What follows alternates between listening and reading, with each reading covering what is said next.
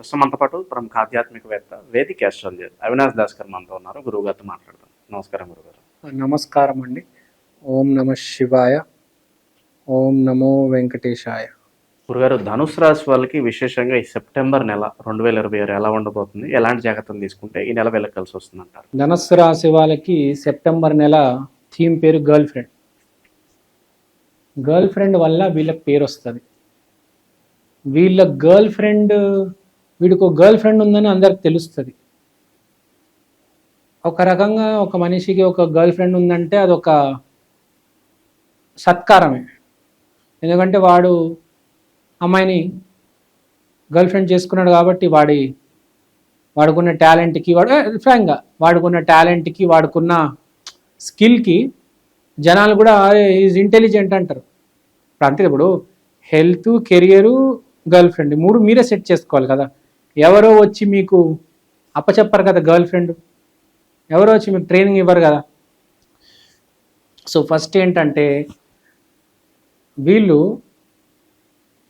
Girl friend సొసైటీకి పరిచయం చేస్తారు, లేకపోతే సొసైటీకి వీడి గర్ల్ ఫ్రెండ్ పరిచయం అవుతుంది, వీడి ఫ్యామిలీకి వీడి గర్ల్ ఫ్రెండ్ ఉందని తెలుస్తుంది, లేకపోతే అమ్మాయి వాళ్ళ ఫ్యామిలీకి వీడొకడు ఉన్నాడని తెలుస్తుంది. సో బేసిక్గా అబ్బాయి కానీ అమ్మాయి కానీ లైమ్ లైట్లో వస్తారు. కొంతమందికి తెలుస్తుంది, ఫ్యామిలీ అని కాదు, బయట ఫ్రెండ్స్కి ఒక రకంగా పాజిటివే జరుగుతుంది, ఆ అమ్మాయి వల్ల హెల్ప్ అవుతుంది. ఇది ఒక యాంగిల్. అయితే ఇంకో యాంగిల్ ఏంటంటే పని చేసే దగ్గర ఒక అమ్మాయి వల్ల, ఒక కొలీగ్ వల్ల ఈ అబ్బాయికి మంచి పేరు వస్తుంది. అంటే ఈ అమ్మాయి రిఫర్ చేస్తుంది అనమాట, బాబు ఈ అబ్బాయి బాగా పనిచేస్తున్నాడు ఆఫీస్లో, వీడు మంచోడు, వీడికి ప్రమోషన్ ఇవ్వండి అని. లేకపోతే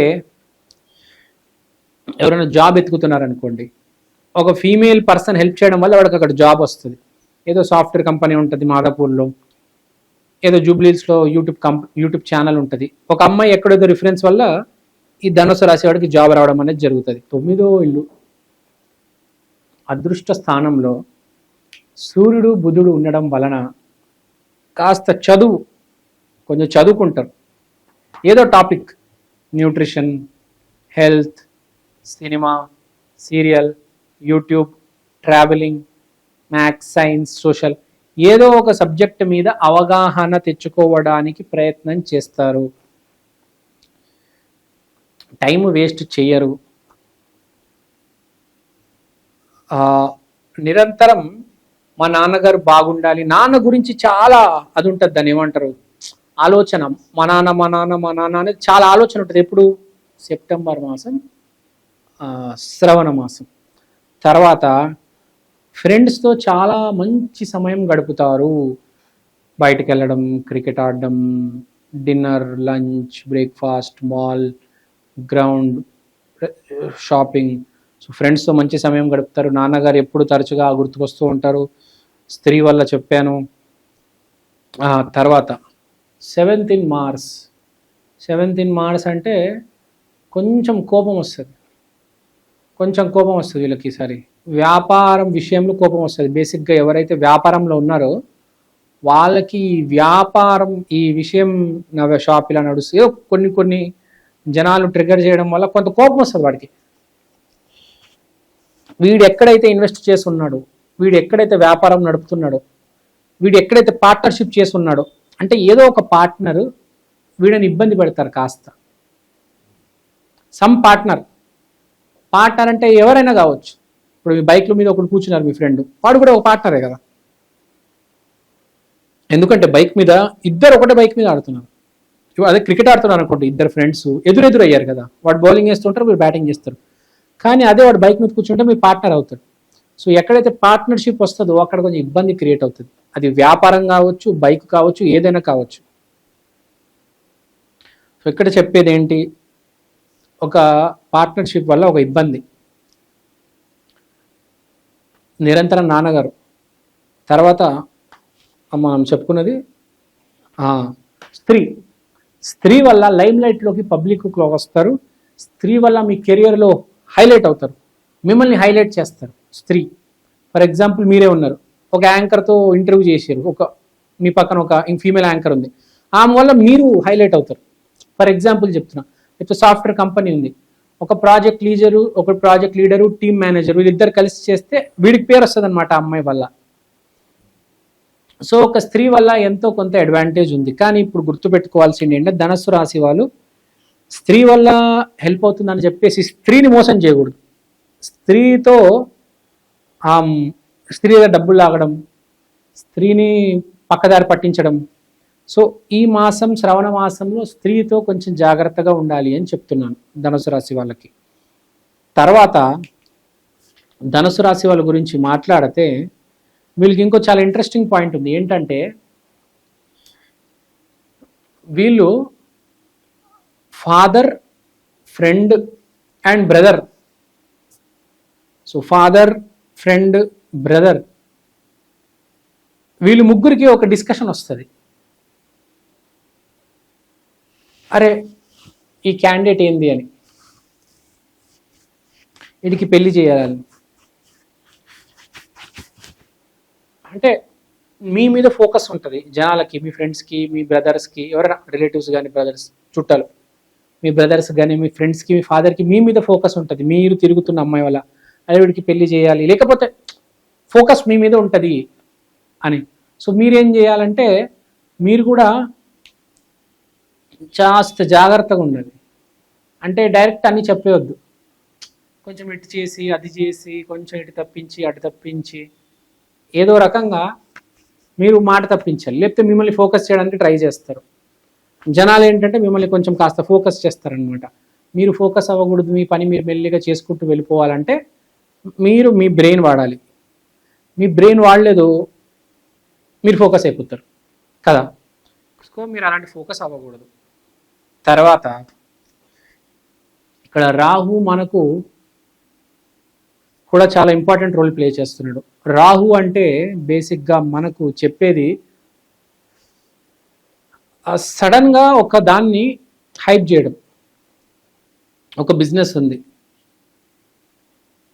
దాన్ని మనం ఎలా పైకి తీసుకెళ్ళాలి, లేకపోతే నా కెరియర్ ఉంది, మీ కెరియర్ ఉంది, దాన్ని ఎలా పైకి తీసుకెళ్ళాలి.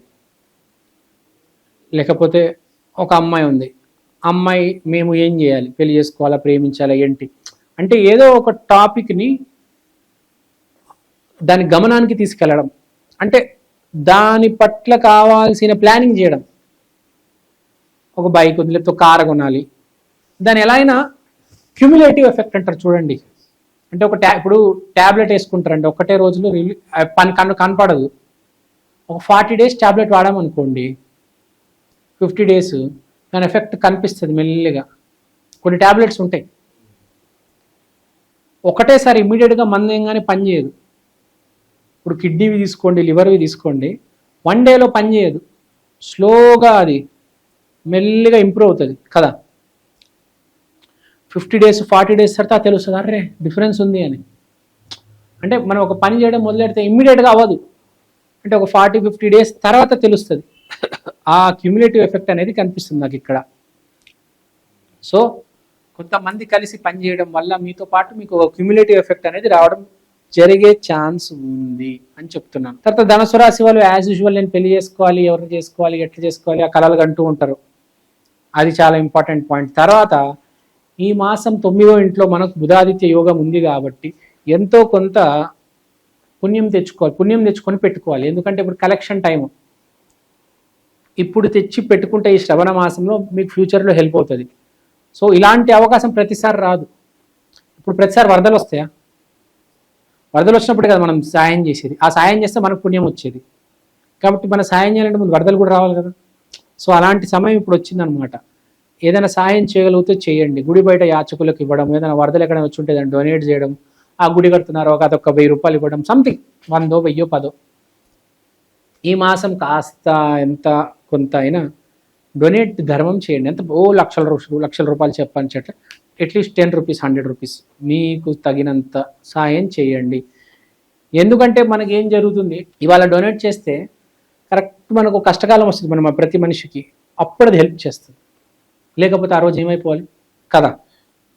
ఇవాళ మంచి పని చేయకపోతే ఇవాళే అనుభవించేస్తే కర్మ మొత్తం రేపుకేం మిగులుతుంది. కాబట్టి ఈ నెల దాన ధర్మాలు చేయాలి. ఈ నెల ఎంతో కొంత మీరు ఎంత చేస్తే దానికి డబల్ వస్తుందండి. మీరు 1,00,000 చేస్తే 2,00,000 వస్తుంది. ఇంకేం కావాలి కథ? ఫర్ ఎగ్జాంపుల్ ఇలా 1,00,000 చేశారు, వచ్చే నెల 2,00,000 వస్తాయి కదా. ఎంత గొప్ప విషయం. ఇంకా అవసరం ఉన్నప్పుడైతే 10,00,000 వస్తాయి. మనకు రాముడికి హనుమంతుడు అంత సహాయం ఎందుకు చేశాడు?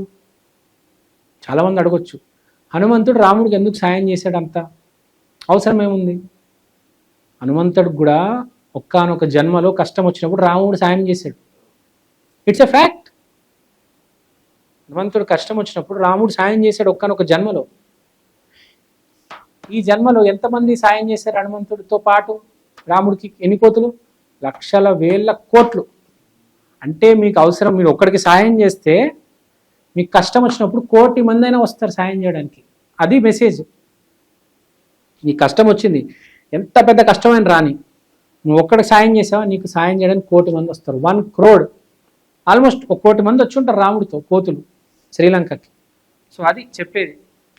ఉడిపి, హంపి, అక్కడ నుంచి తెలుసు కదా, కర్ణాటక, అక్కడ ఎపి సెంటర్, వాళ్ళందరూ అక్కడ నుంచి రాముడితో జాయిన్ అయ్యి వెళ్ళారు. ఒక్క రీజన్ వల్ల, జస్ట్ 1 రీజన్. సో ఒక్క చిన్న సహాయం అది ఎంత ఎక్కడికి మిమ్మల్ని తీసుకెళ్తుంది, ఎంత ఇస్తుంది మీకు, మీరు అసలు ఊహించలేరు. సో ధనుస్సు రాశి వాళ్ళు అది గుర్తుపెట్టుకోవాలి. So that is the point. సరే, ఇప్పుడు రెమెడీస్ గురించి చెప్తాం. ధనుస్సు రాశి రెమెడీస్. ధనుస్సు రాశి అంటే అందరికీ తెలిసింది, దత్తాత్రేయ స్వామి ఆలయానికి వెళ్ళి శ్రీ గురుదత్త, జయ గురుదత్త అనాలి. కానీ ఇంకోటి ఉంది. ధనుస్సు రాశి సింబల్ ఏంటంటే బాణం. బాణం ఎవరి చేతిలో ఉంటుంది? రాముడు. సో మన రాముడు పరమగురు స్వరూపం. గురువు ఉచ్చ స్థితిలో ఉంది అతని జాతకంలో. దత్తాత్రేయ స్వామిని మించిన గురుబలం రాముడి దగ్గర ఉంది. కాబట్టి రాముడిని పూజించాలి ఎప్పుడు, తర్వాత దత్తాత్రేయ స్వామిని పూజించాలి. సో అది పాయింట్. మీరు రాముడిని పూజించండి, దత్తాత్రేయ స్వామిని పూజించండి. మాసం రాముడిని బాగా పూజించవాలను అని కోరుకుంటున్నాను, ఎందుకంటే శ్రవణ మాసం కాబట్టి. సో అది అంతా బాగానే ఉంది. No need to worry, all is well. మంచి విశ్లేషణ అందించారు ధనుసు రాశి వాళ్ళ గురించి. ధన్యవాదాలు. ధన్యవాదాలు.